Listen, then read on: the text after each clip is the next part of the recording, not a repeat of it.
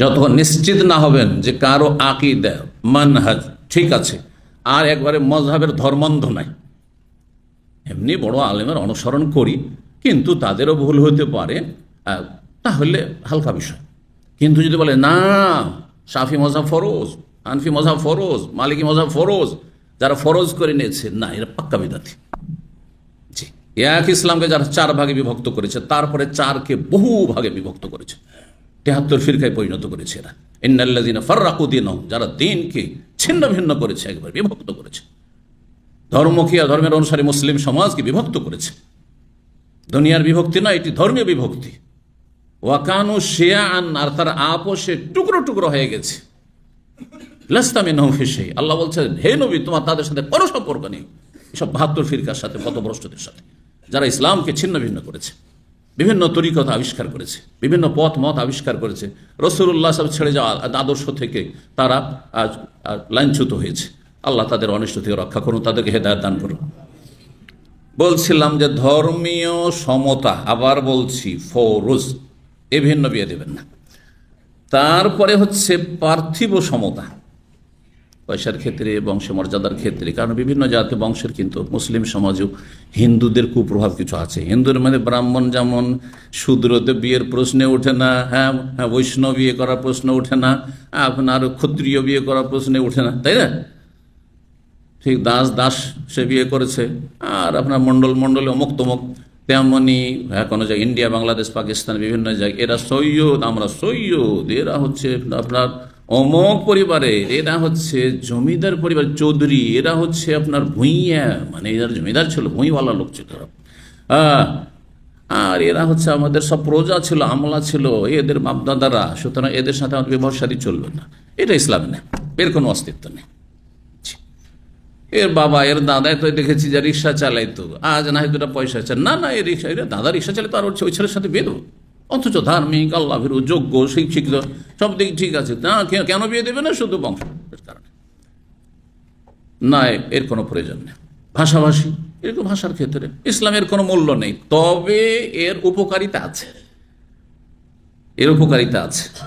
যদি দেখেন যে আমাদের এইরকম করে যদি ছোট বড়তে বিয়ে দিই, একটা ধনীর মেয়ে গরিবের ঘরে দিই, তো ওর টিকতে চাইবে না।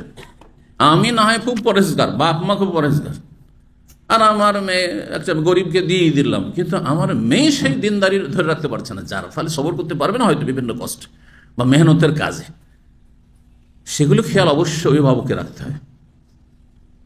এইরকমই একটা ধনীর মেয়ে নিয়ে আসবো, বা একটা এরকম সম্ভ্রান্ত পরিবার মেয়ে নিয়ে আসবো, একটা বিদেশি মেয়ে নিয়ে আসবো, সে এসে আমার সংসারের যে উদ্দেশ্য সেগুলো পুরা হবে না, আর শান্তিতে আমি থাকতে পারবো না, বা আমার থেকে সে সিনিয়র। ধরেন লেখাপড়ার ক্ষেত্রে, আজকাল লেখাপড়ার সমস্যাটা আরও বেশি, আজকাল অধিকাংশ ছেলেরা কম লেখাপড়া করছে, 15 বছর 18 বছর হয় না, মোচকা লোকের বিদেশ আসছে, অনেকে মোচকা লোকের বিদেশ এসছে। কথা বুঝতে পেরেছেন? আমি নিজে কল্পনা করে বলছি না, আমার ছাত্রদের মধ্যে অনেকে বলেছে। আমার যে ছাত্র মাহমুদ বিন কাসেম জানেন তো, 16 বছর বসে এসে মোচকা লোকের এসছে, যাতে করে এয়ারপোর্টে বলে যে হ্যাঁ সাবালক জানা হয়ে গেছে, আর বয়স লিখেছে 21 না 22 বছর করে।